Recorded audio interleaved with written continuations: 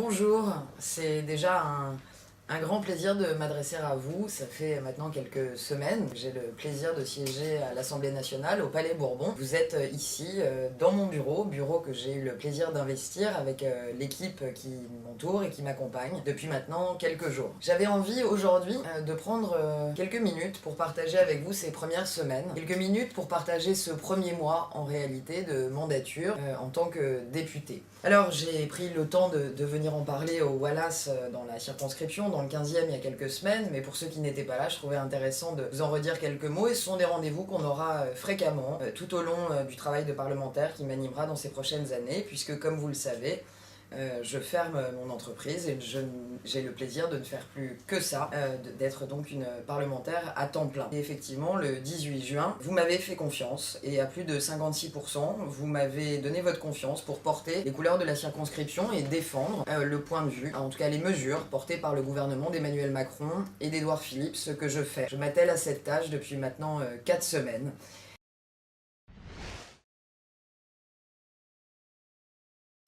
La première semaine était une semaine en réalité d'installation.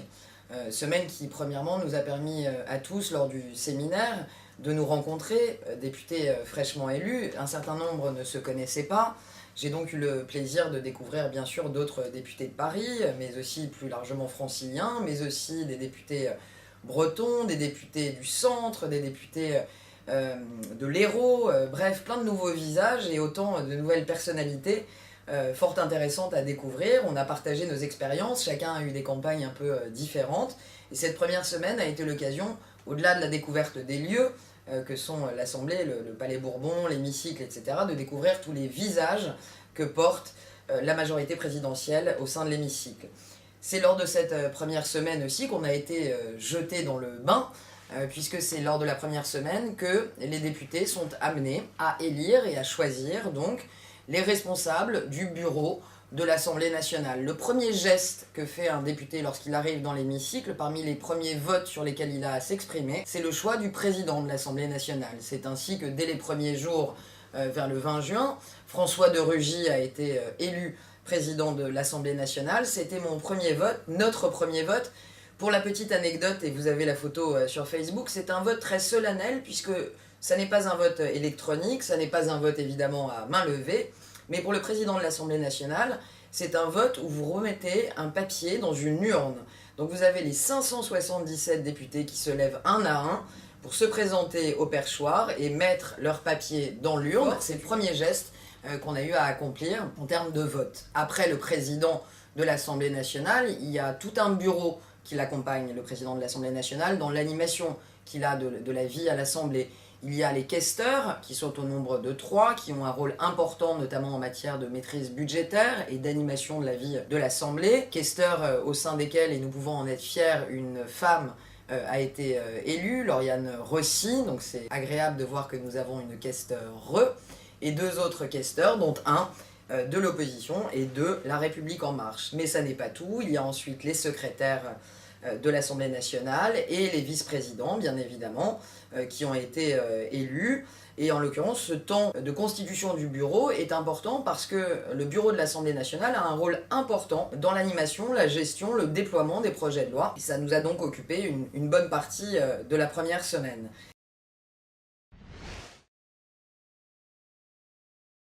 Nous avons la semaine dernière analysé le premier texte d'habilitation pour légiférer par ordonnance sur la question du renouvellement du dialogue social.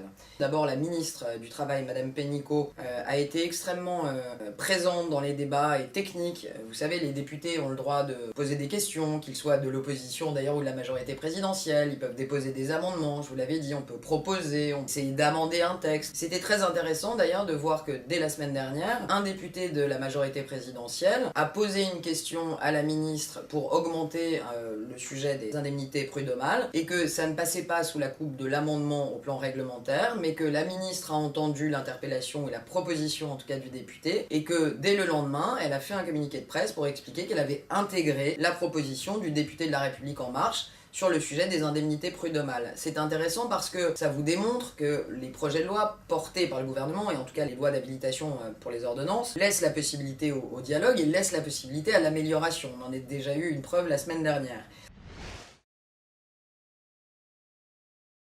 Nous avons dès aujourd'hui un certain nombre d'auditions qui sont en cours au sein de la Commission des Finances, notamment sur les sujets de sécurité et de protection intérieure. Nous avons dès aujourd'hui une réunion qui va porter sur le règlement projet de loi de finances et l'examen projet de loi d'orientation budgétaire. Je pense que j'aurai le plaisir d'intervenir au sein de l'hémicycle. C'est extrêmement important ces moments-là parce que le règlement, vous savez, en finance, le règlement c'est l'équivalent d'un bilan.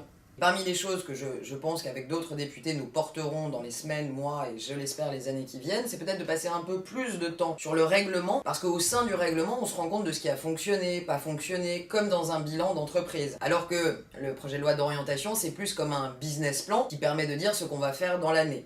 Vous vous en souvenez peut-être, je vais vous le rappeler sûrement, j'avais un cahier qui m'accompagnait beaucoup en campagne, sur lequel je notais pas mal de citations. Celle-ci m'a beaucoup accompagné, je pense qu'elle continuera à m'accompagner, et notamment sur le fond, le général de Gaulle disait « Il n'y a de réussite qu'à partir de la vérité ». C'est un peu ce que j'ai ressenti dans ce premier mois ici à l'Assemblée. Il n'y aura de réussite qu'à partir de la vérité, qu'à partir du courage de la vérité que j'ai ressenti en écoutant Gérald Darmanin, en écoutant Bruno Le Maire, en écoutant les experts financiers qui jugent et qui estiment les orientations budgétaires et la situation économique de la France. Et j'aimerais faire partie des députés, des parlementaires qui, tout au long du mandat, auront toujours le courage de dire la vérité. Je ne cache pas qu'il y a des moments où c'est plus facile d'enrober les choses pour les faire passer plus facilement. Vous le savez pertinemment. Ça n'est pas le pari que j'ai pris à vos côtés, ça n'est pas l'ADN de La République En Marche. Et j'ai donc, tout au long des vidéos que nous ferons tout au long de cette mandature et dans plein d'autres moments, je garderai cette volonté et cette idée en tête qu'il n'y a de réussite qu'à partir de la vérité, le courage de la dire et l'action collective.